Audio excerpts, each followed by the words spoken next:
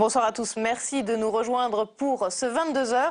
Dans l'actualité ce soir, et bien d'abord la situation en Ukraine et Washington et Bruxelles qui haussent le ton et annoncent ce soir des sanctions contre la Russie. Les Européens étaient réunis en sommet à Bruxelles et ils ont décidé dans un premier temps de suspendre les négociations sur les visas et ils menacent d'aller plus loin après l'annonce d'un référendum anticipé sur le rattachement de la Crimée à la Russie. Dans l'affaire des enregistrements volés de Patrick Buisson, la contre-attaque de Nicolas Sarkozy, l'ancien chef de l'État a porté plainte aujourd'hui. Dans cette édition, l'analyse de Stéphane Rosès et puis la réaction de notre invité politique ce soir, Jean-Vincent Placé. Les élections municipales et les candidatures sont closes. Les candidats avaient jusqu'à 18h ce soir pour déposer leur liste. Plus de 926 000 candidatures ont été enregistrées. 64 communes sont sans candidat. Dans cette édition, nous irons à Quimper, la ville du conseiller politique de François Hollande, Bernard Poignant. Les dirigeants européens réunis en sommet aujourd'hui à Bruxelles sur la crise ukrainienne avaient d'abord choisi l'apaisement, mais l'annonce d'un référendum avancé sur le statut de la Crimée a changé la donne dans la journée. Les habitants de Crimée seront appelés à se prononcer le 16 mars pour ou contre leur rattachement à la Russie. Face à cette provocation, Washington et Bruxelles ont finalement dégainé l'arme des sanctions. Écoutez François Hollande cet après-midi à Bruxelles. Le Conseil européen a repris les mesures qui avaient été proposées par le Conseil des ministres des Affaires étrangères lundi, c'est-à-dire la suspension des négociations sur les visas, la suspension des discussions sur l'accord de coopération entre l'Union européenne et la Russie, et également la suspension de la participation pour les pays concernés des travaux du G8. Ces décisions prennent effet dès aujourd'hui. Si vous vouliez vous présenter aux élections municipales, il est trop tard pour déposer votre liste. Les candidats avaient jusqu'à ce soir 18h. Plus de 926 000 candidatures ont été enregistrées par les préfectures. Une seule commune de plus de 1000 habitants en Gironde est sans liste et 63 autres de moins de 1000 habitants cette fois n'ont aucun candidat. Julie Hulin était cet après-midi à la préfecture de Bobigny avec les retardataires de dernière minute. Pas dans les temps, il y a un problème. Non, ça y est, là vous avez récépissé le dépôt. D'accord, très bien. Donc on est officiellement candidat. Officiellement, c'est le récépissé définitif. Sarah devra encore attendre un peu pour recevoir le récépissé définitif, mais sa liste est déposée. Et comme de nombreux candidats, elle a fait le choix d'attendre les dernières heures. On a eu beaucoup de retraits de liste et on avait vraiment peur qu'on aille chercher certains de nos colistiers via d'autres partis, donc on a préféré vraiment attendre la dernière minute. Depuis 10 jours, la préfecture de Bobigny enregistre les candidatures dans les 40 villes du département de Seine-Saint-Denis. Une salle au premier étage est dédiée aux élections municipales. Cette année, pour la première fois, chaque aspirant a l'obligation de déclarer sa candidature, quelle que soit la taille de la commune. Jusqu'à présent, cette obligation ne s'appliquait qu'aux communes de plus de 3500 habitants. Et à Bobigny comme ailleurs, les candidatures se sont bousculées ces 3 derniers jours. Il y en avait qui avaient du mal à constituer les listes, notamment la parité. Il y en avait qui étaient en négociation pour se mettre d'accord entre différents courants de la liste. Et il y en avait d'autres qui ne voulaient pas trop tôt dévoiler leur liste. Voilà. Cette année, 188 listes ont été déposées en Seine-Saint-Denis, 12 de plus qu'en 2008. Si personne ne se déclare candidat dans une commune, c'est le préfet qui donne une délégation spéciale à 3 électeurs qui assurent l'intérim pendant 3 mois. Le trimestre passé, une élection partielle se tient et s'il n'y a toujours pas de candidat, le préfet propose la dissolution de la commune et son rattachement à une commune voisine. Une situation encore inédite. Voilà, et lui, sa candidature a bien été enregistrée à Quimper. Bernard Poignant, le conseiller politique de François Hollande, est en campagne pour sa réélection dans cette ville qui a été le théâtre de la contestation. C'est la ville des bonnets rouges et son principal adversaire, l'UMP Ludovic Jolivet, compte sur cette contestation pour reconquérir la préfecture du Finistère. Jérôme Rabier. Il a la sérénité de ceux qui en ont vu d'autres des campagnes électorales. Bernard Poignant compte bien rempiler pour un 4e mandat à 68 ans. Fier de son bilan, il estime que sa longévité et sa position de maire sortant sont des atouts, presque sans inquiétude. Vous avez quelques facilités quand vous êtes maire sortant parce que vous avez une maîtrise plus forte de vos dossiers. Si vous êtes un maire normal, je vais dire, pour reprendre une expression maintenant familière, ça peut aider.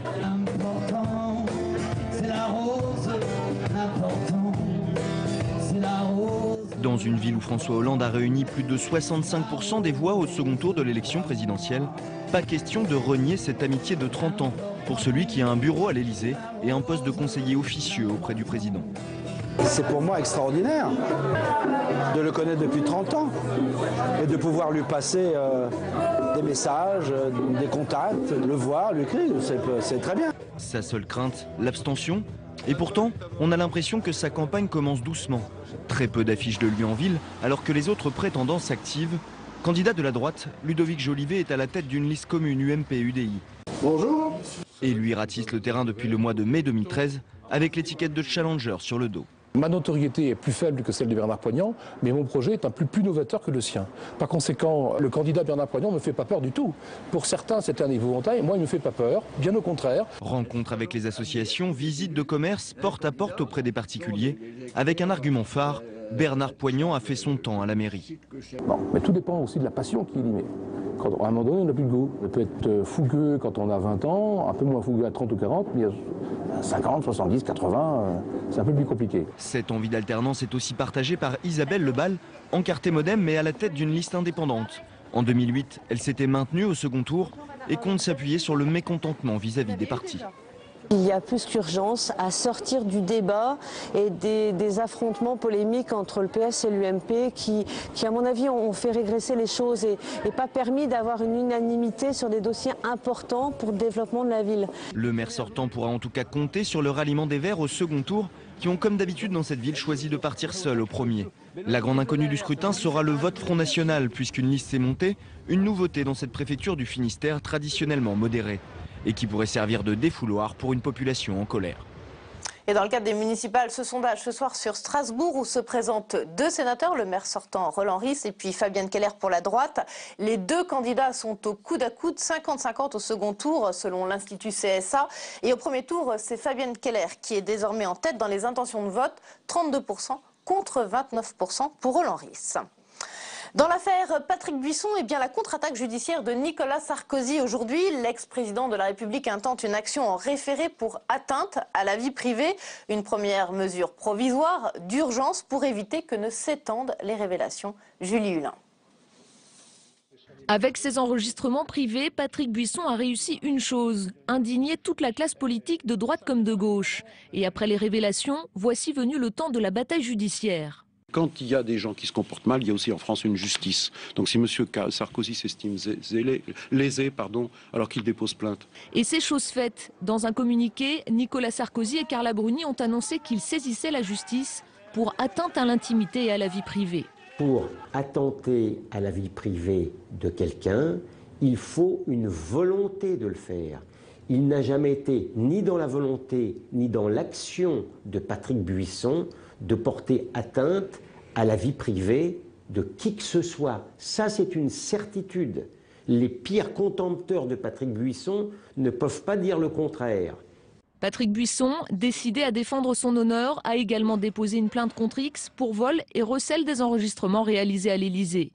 Henri Guénaud, qui a dénoncé une forme de viol, souhaite lui avant tout savoir d'où viennent les fuites. Ces enregistrements ont-ils été saisis par la police sous le contrôle des juges? Oui ou non? Toujours pas la réponse. Je demande à Madame Taubira de nous répondre. Les origines des fuites continuent d'alimenter la chronique. Le fils de Patrick Buisson a assuré qu'il n'en était pas l'auteur. D'autres parlent d'un désaccord avec un ex-collaborateur.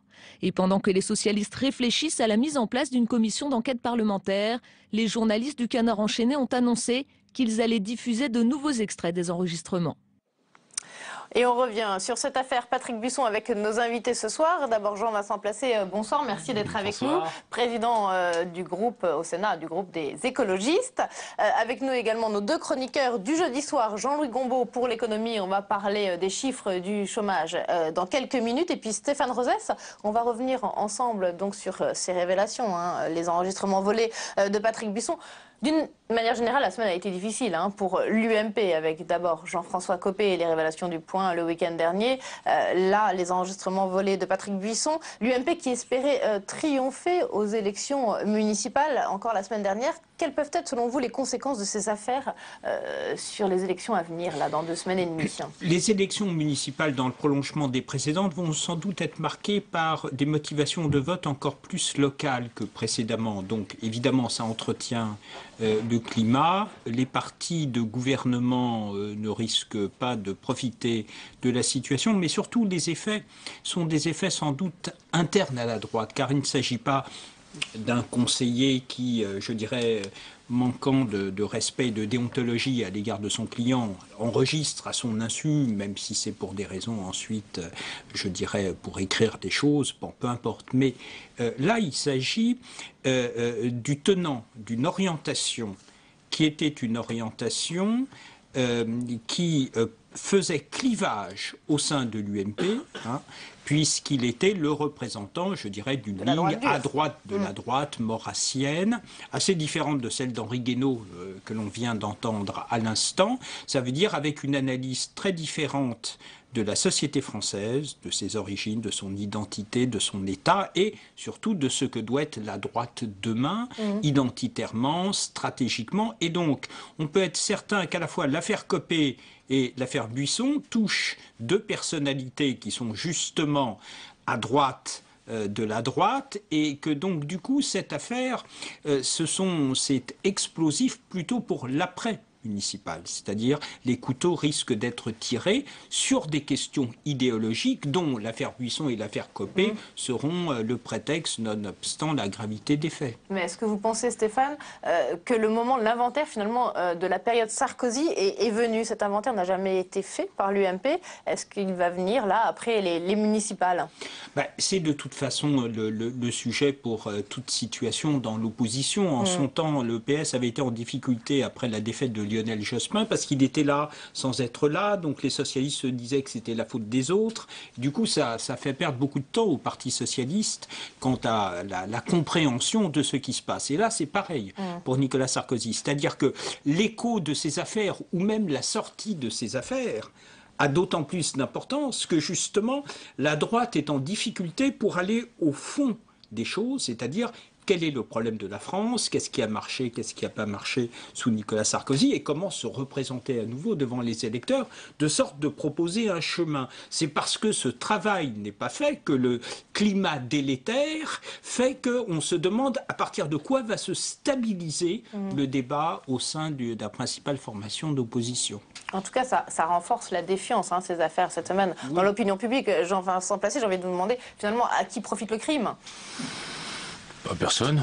Peut-être au Front National ou aux extrêmes. Il faudrait faire des analyses. Il y a un tel désaveu aujourd'hui que cela entretient de façon terrible. 4 jours de Big Malion, 4 jours de Buisson, on ne parle plus de rien d'autre. On a les crises en Ukraine, on a les chiffres du chômage. Tout ça passe un peu à la trappe. Donc c'est désolant. Il y a un petit côté comme ça un peu, je vais vous dire, sans exagérer, un petit peu bas empire, un peu décadent. Tout ça, c'est très inquiétant. Sur le terrain, pour les élections municipales, est-ce que vous sentez une démobilisation des électeurs, notamment de gauche, ceux que vous rencontrez ?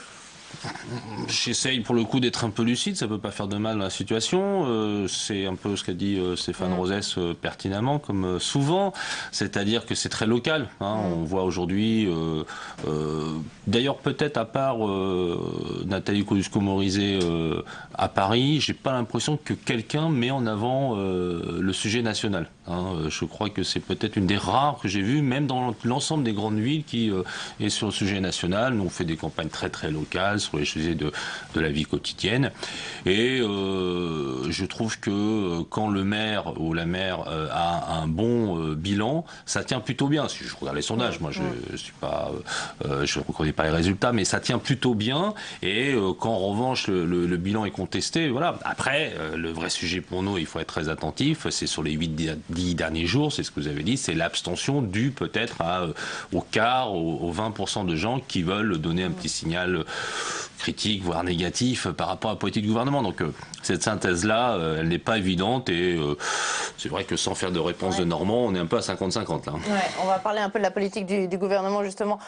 Ces affaires tombent bien entre guillemets parce qu'elles ont permis de masquer un certain nombre de clignotants qui sont passés au rouge dans le domaine économique, notamment les cartons rouges d'abord adressés par Bruxelles à la France sur le déficit, sur la dette, sur la compétitivité. Pour vous, est-ce que c'est un vrai camouflet pour la politique menée par le gouvernement de Jean-Marc Ayrault ? Moi, je dis à peu près la même chose depuis 2 ans. Nous avons signé le traité européen. Nous nous sommes mis donc quand même dans ce carcan sur le plan budgétaire, sur le plan de la trajectoire des finances publiques. Et on voit que c'est bien difficile parce que quand on veut justement tout miser sur la croissance, eh bien, si elle n'arrive pas, de fait, les comptes se détériorent. Hein. C'est la poule et l'œuf et inversement. Donc, les déficits s'accroissent, l'endettement s'accroît, la croissance de fait n'est pas là. On n'est pas loin quand même d'une période de déflation, même si, je pense qu'on le dira, le dernier trimestre 2013 était peut-être satisfaisant pour l'emploi.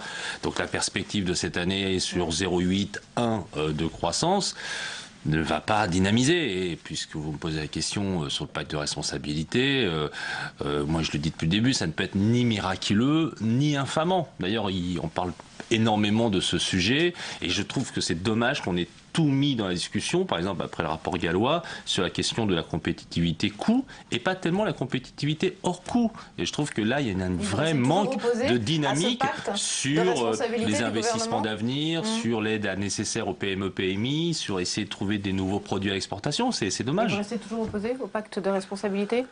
Nous, on n'est pas, c'est ce que je dis, ni miraculeux ni infamant. Cette semaine. C'est 10 milliards, voilà, donc je vous dis, on est dans l'attente de la réalité des choses, mais pour ma part, j'ai jamais vraiment cru aux contreparties. Voilà, le président du MEDEF, il représente un 5e des entreprises, et il va dire quoi aux entreprises? Il va dire, on nous donne 10 milliards, vous allez donner des objectifs d'emploi. Je pense qu'en revanche, l'élément positif, c'est la question du dialogue social. Et si on pouvait effectivement essayer de réinsérer une dynamique de discussion avec les salariés, plus de poids dans les conseils d'administration, dans les CE, d'information, ça, il y aurait, à mon avis, à faire, y compris d'ailleurs sur les conditions de travail. Alors, vous parliez du chômage. On va en discuter dans quelques minutes avec Jean-Louis Gombault. La courbe du chômage qui se serait inversée fin 2013, si on en croit en tout cas les chiffres de l'INSEE et les chiffres du BIT. L'Institut de l'INSEE annonce un recul de 0,1% au 4e trimestre. C'est en contradiction avec les données de Pôle emploi. Alors, Cécile Sixou va nous aider à y voir un petit peu plus clair. Alors, recul du chômage ou pas? Quand Pôle emploi annonce le mois dernier une hausse, l'INSEE, lui, donne un autre son de cloche. Sur le dernier trimestre 2013, l'Institut indique une baisse de 0,1%, un verdict satisfaisant pour les gouvernements qui avaient promis une inversion de la courbe du chômage avant la fin de 2013. Ça y est, elle est inversée. Les chiffres du Bureau international du travail viennent de le dire. Dans quel sens ça ira. Ce qui compte, c'est la tendance. Ce qui compte surtout, c'est pas s'arrêter en chemin. Des réjouissances après la gueule de bois. Si les deux thermomètres de l'emploi n'indiquent pas la même température, c'est parce que les méthodes de calcul sont différentes. À Pôle emploi, on note les entrées et sorties des demandeurs d'emploi sur un mois. À l'INSEE, en revanche, l'indicateur est calculé sur 3 mois par sondage auprès de 100 000 personnes et selon des normes internationales. Un outil souvent jugé plus fiable qui donne de l'espoir à Michel Sapin. Il faut, c'est la bataille, il faut qu'il y ait à la fin de cette année moins de chômeurs qu'au début de cette année. Le ministre du Travail se donne désormais jusque fin 2014 et l'application du pacte de responsabilité pour respecter la promesse de François Hollande d'inverser la courbe du chômage. Alors Jean-Louis, le gouvernement évidemment se félicite de ces chiffres du BIT, mais il rigole, mais vous n'allez peut-être pas rigoler avec les questions que je vais vous poser Jean-Louis. 500 000 chômeurs de différence entre les chiffres de Pôle emploi et les chiffres de l'INSEE. Qui détient la vérité? 500 000, c'est pas rien. Oui, c'est énorme, et en réalité, les deux. Et il y a quelque chose qui est amusant, c'est que les politiques s'appuient justement, on va expliquer pourquoi, s'appuient sur tel ou tel chiffre en fonction de leur convenance. Et je vous rappelle un petit souvenir. Lors du débat Sarkozy-Hollande, avant le 2e tour de la présidentielle, que dit François Hollande? Il dit, pendant votre présidence, monsieur Sarkozy, le nombre de chômeurs a augmenté d'1 million. Et les chiffres de Pôle emploi. Et alors, Sarkozy répond, mais pas du tout. Pendant ma présidence, les chiffres du chômage ont augmenté de 422 000. Les chiffres du BIT, c'est cela qu'il faut prendre en question et non pas les chiffres de Pôle emploi. Et aujourd'hui, qu'est-ce que nous dit le gouvernement? Alors que M. Hollande disait qu'il ne fallait pas prendre les chiffres du BIT mais Pôle emploi, il dit, ce qui est important, c'est les chiffres du BIT, de l'INSEE, parce qu'effectivement, ça montre que l'inversion de la courbe du chômage a commencé. En réalité, les méthodes de statistiques sont tout à fait différentes parce que personne ne saurait définir scientifiquement ce qu'est un chômeur. Et c'est effectivement que l'INSEE et le BIT insistent. Un chômeur, c'est quelqu'un qui cherche du travail. Oui, mais alors justement, non.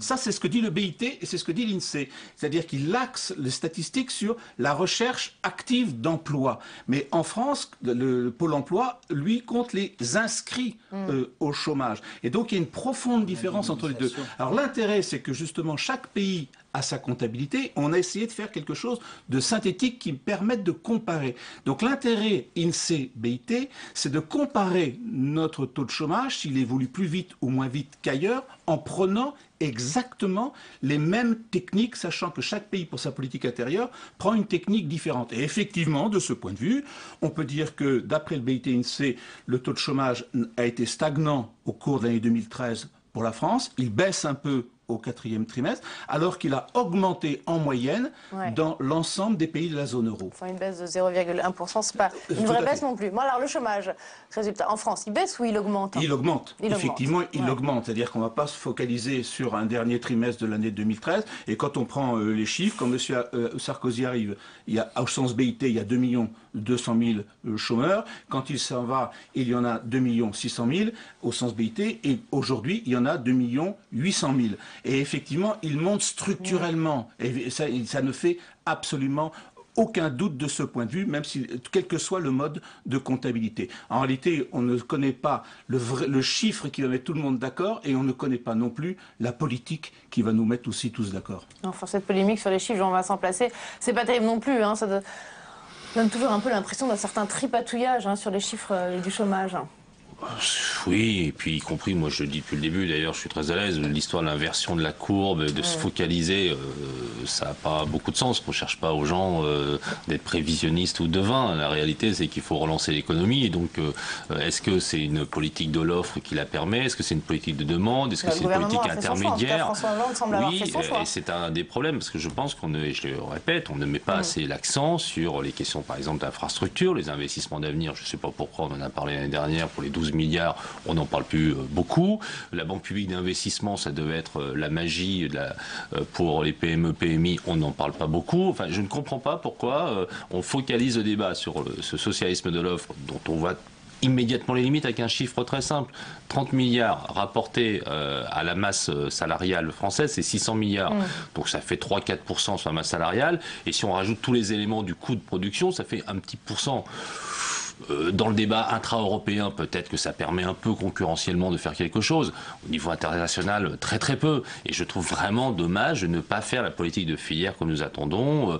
Je vais même vous prendre un exemple pas du tout écolo. Mais par exemple, l'aéronautique, voilà, ça produit de l'exportation, ça produit en France et ça fait de l'emploi. Alors évidemment, je pourrais vous dire plus énergie renouvelable, transport collectif, agroécologie, etc. Transition énergétique et rénovation thermique des bâtiments, des sujets plus écolos. Mais j'ai voulu attirer votre attention sur au moins une filière pas tellement écolo, mais pour montrer qu'on a des filières d'excellence qu'on ne met pas assez en avant. Et l'uniformisation du propos tenu sur la question du socialisme de l'offre et de la baisse des cotisations me paraît comme très réductrice par rapport aux enjeux. Et je trouve même d'ailleurs dommage que le MEDEF se concentre là-dessus, y compris dans une vision un peu syndicale du patronat. Deux fois, vous avez dit socialiste de l'offre. Il n'a pas dit socialiste de l'offre, François. Pas du tout. C'est moi qui ai voulu parer le président du terme socialiste. Un peu l'agent de communication, monsieur Placé, des socialistes, en disant socialisme de l'offre et pas économie de l'offre. Il y a plusieurs sujets sur lesquels vous pouvez être un tout petit peu contris, vous les écologistes, et justement, il y a un sujet positif. C'est la question de la transition énergétique. Qu'est-ce que vous en attendez? Quels sont les critères sur lesquels... Nous, c'est un sujet qui nous intéresse évidemment beaucoup, déjà au global par rapport à la question du dérèglement climatique, mais tout simplement aussi par rapport au mix énergétique. Et nous avons, si j'ose dire, une forme d'accord politique avec le président de la République. C'est bien d'ailleurs les accords politiques, parce que j'entends des gens qui disent « Ah mais c'est décrié, quand on voit en Allemagne comment on forme le gouvernement, on fait 1 mois de négociations sur le fond avant de trouver des coalitions. » C'est bien de faire ça. Vous avez un accord politique, mais on a entendu Cécile Duflot, on a entendu Emmanuel Cos dire que pour l'instant, je suis le un projet de loi garçon sur la assez transition simple énergétique, et je m'intéresse pour le coup, sans dictaphone, au verbatim. Le président de la République, il a dit des choses pendant sa campagne des primaires au PS. Campagne présidentielle. il a dit des choses à la conférence environnementale 2 fois. C'est l'intérêt de la conférence environnementale, on dit des choses. Dit 75 à 50 d'ici 2025 de production d'électricité par voie nucléaire. Ouais. Il dit, personne ne le retient, mais 30% de baisse de la consommation d'énergie fossile d'ici 2030. Il dit division par 2 de la consommation énergétique d'ici 2050 et augmentation de la part des renouvelables à 30%. Donc moi, ça me va. On réduit le nucléaire, on augmente les énergies renouvelables, on essaie de baisser la consommation. Et si dans ce texte, et je pense que ça sera le cas vu les discussions que nous avons avec notamment le Premier ministre, eh bien, il y a les orientations du Président de la République qui sont orientations publiques du Président de la République, eh bien, nous serons très satisfaits. Eh bien, on attend de voir Jean-Vincent Placé. On va regarder maintenant tout ce qui a pu nous échapper dans le reste de l'actualité. C'est le tour de l'information. Il est préparé ce soir par Agathe Pécastin.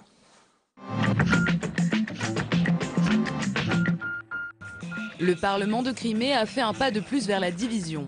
La péninsule réclame son rattachement à la Russie. Un référendum sera organisé le 16 mars sur un élargissement de l'autonomie de la Crimée, une décision illégale pour l'Union européenne. Face à la situation très tendue sur place, le président du Conseil européen, Herman Van Rompuy, annonce des sanctions économiques et politiques à l'encontre de la Russie. Le suspense reste entier. Le sidérurgiste Akometal pourrait être mis en redressement judiciaire. La décision devait être rendue aujourd'hui par le tribunal de commerce de Nanterre. Faute d'accord entre actionnaires et créanciers, la négociation se poursuit pour sortir de la crise. Le fleuron de la sidérurgie française fait face à une dette de 360 millions d'euros. Les 2000 salariés devront attendre demain pour connaître leur sort. Closer dans la ligne de mire de la justice. Le procès de Julie Gaillet a débuté cet après-midi au tribunal de Nanterre sous l'œil des caméras. L'actrice attaque l'hebdomadaire pour violation de sa vie privée à la suite des révélations sur sa liaison avec le président de la République. Aujourd'hui, elle est traquée. Donc voilà. C'est pour ça qu'il y a eu un avant et un après en ce qui concerne sa liberté d'aller et venir. Hasard du calendrier, dans la matinée, le magazine était condamné à 12 000 € de dommages et intérêts. La plaignante, Valérie Triller-Veller. Les atelières font de la résistance. Les ex-ouvrières du fabricant de lingerie Le Jabi demandaient leur liquidation judiciaire lundi. Aujourd'hui, elles reprennent espoir. Reçues longuement par le ministre du redressement productif Arnaud Montebourg, elles ressortent avec un dispositif pour restaurer leur trésorerie. Autre projet lancé, un appel aux dons. La coopérative espère collecter près de 150 000 €. Voilà, et maintenant je vous propose de revoir l'actualité de cette semaine en dessin, cette fois avec notre chroniqueur dessinateur Hervé Baudry.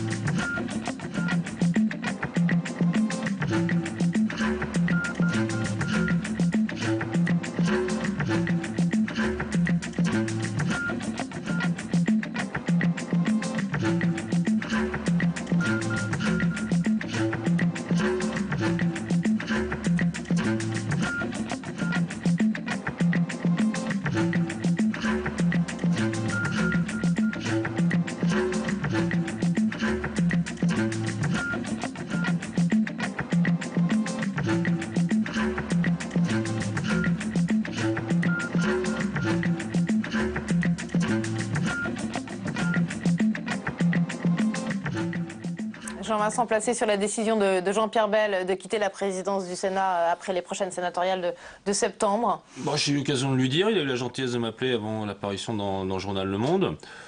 Titre personnel, je le regrette, parce que je trouve que c'est... D'ailleurs, j'ai même pas envie d'utiliser le passé. C'est un grand président du Sénat. C'est le premier président de gauche du Sénat. Et je crois qu'il est très respectueux des groupes politiques, de l'institution. Il l'a renforcé. Moi, j'en suis très fier d'avoir pu travailler à ses côtés. Et au-delà de ce que je pense moi, je trouve que c'est très digne de sa part. Courageux. Oui, et très rare.